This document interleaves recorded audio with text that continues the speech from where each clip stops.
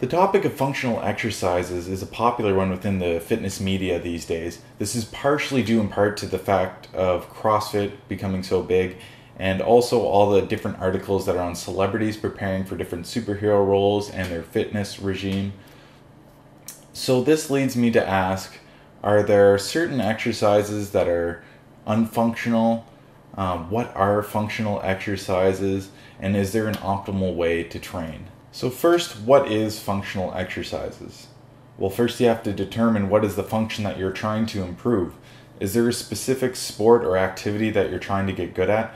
If so, that will dictate the style of training that you should do and how you should tailor your programs. There are different requirements for each sport, and this will dictate which kind of strength training and what areas you should train the most.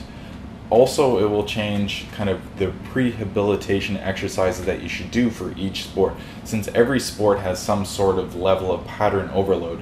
So that would be basically whatever range of motion you're using the most in the sport, or the kind of pattern that you end up going to the most. Oftentimes overuse injuries will occur from doing it so much, so that you have to train the opposite range of motion when you're in the gym to make sure that you still have good structural balance. So a simple example of this would be an Olympic rower, for an example. So their entire sport is basically pulling, but it's still important to train pressing motions with them just so that they continue to have structural balances and they won't develop kind of imbalances with the shoulders and all overdevelopment of the pulling muscles. So next you have to look at what the specific exercise or drill that you're doing improves. So the first and most common one would be strength. This is most of the exercises that you see done within a gym. This is your squats, your pulls, your presses. Generally a simple range of motion so that you can overload it a little bit more and you can develop strength through that range of motion. You have open and closed kinetic chain. Closed kinetic chain are usually the better movement, but I'll save that for another video. Next are exercises or drill that are used to teach a certain principle of movement or of your sport. The idea is to consciously drill a pattern so that eventually when you incorporate it back into your performance or your sport, it will become unconscious. So it's developing that muscle memory. Generally doing a sport isn't the best way to get better at the sport the quickest. It helps to kind of deconstruct your performance, find the weak links, isolate them, and then put them back into your game. And then next, there are drills and exercises that are simply good at demonstrating pre-existing ability or athleticism. And this is kind of where I find most of the exercises that people deem as functional fall into. Typically they're exercises done with multiple pieces of equipment, usually your BOSUs, med balls, stability balls, and they're also done in multiple planes of motion. They look quite impressive when you see a high-level athlete performing them, and they make entertaining Instagram videos, but most people will put them into their program based on how athletic they look, but they usually try to do too many things at once and don't achieve any of them very well. Kind of like trying to kill every bird with one stone. Doesn't work. For an example, there was a study done on squatting on a BOSU versus squatting off a BOSU on stable floor with higher load.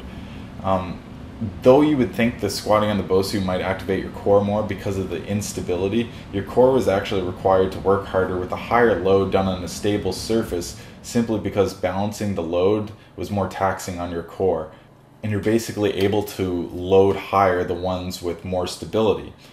Generally, you're trying to simplify the movements in the gym, not overcomplicate them so that they can reinforce principles that you bring back into your training. So next I want to look at, is there such thing as unfunctional exercises? So you hear the word functional strength tossed around a lot, and this kind of implies that there's such thing as unfunctional strength, which isn't the case.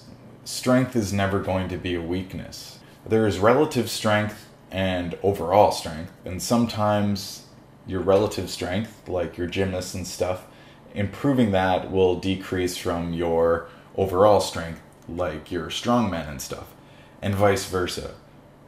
But they're not mutually exclusive. But the case is, for a lot of sports, I've heard it said, enough strength is enough strength. And basically this means for some athletes, continuing to try to improve strength is not always the best time investment. you're better spent kind of working on the more skill-specific drills. So an example of this is I knew a Canadian record-holding powerlifter that started to do jiu-jitsu. He was better to spend time doing the drills, really learning the movements and stuff like that, rather than to continue to keep his strength training the way it was. Just a little bit less, and he could maintain it, and he knew he was never going to encounter anyone that would be stronger than him within jiu-jitsu.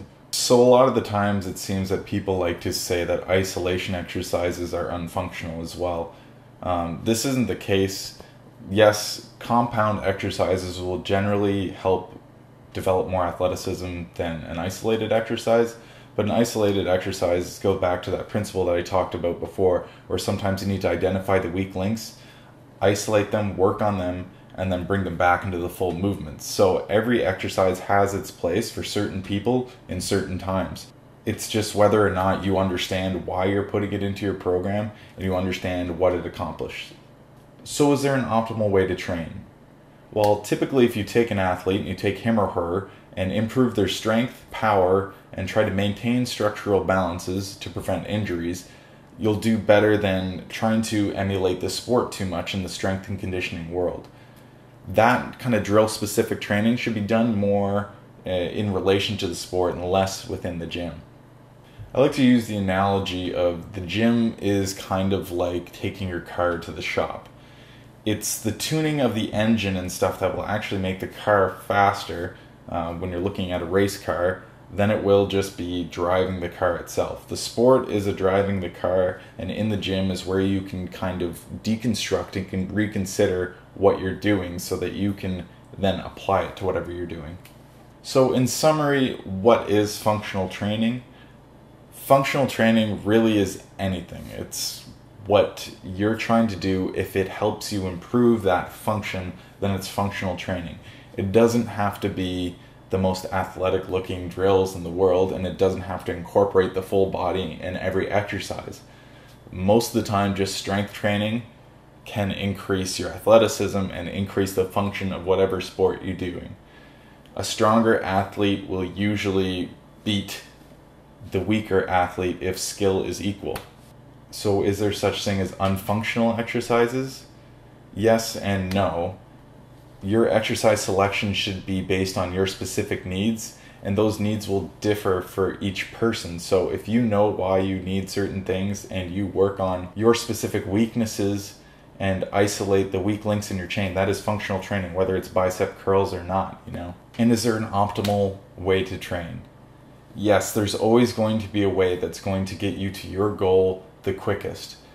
And sometimes it's just about looking at everything as a whole rather than trying to focus too much on the end goal. You have to embrace the process. You have to think about trying to create the most balanced body generally as possible. Think about what you do when you're doing your activities. Try to rebalance it in the gym. Use that time to consider the movements that you're doing, to be mindful of the process, and so that it carries over into the unconscious things you do with the rest of your life. Well, hopefully you enjoyed the video. Give it a thumbs up if you did. Subscribe to the channel if you haven't already, and you can turn on notifications to be notified whenever I make a new video. For I don't follow an exact schedule because my schedule always changes, so whenever I have time, I will try to put out as many videos as possible. Yeah, thank you for watching.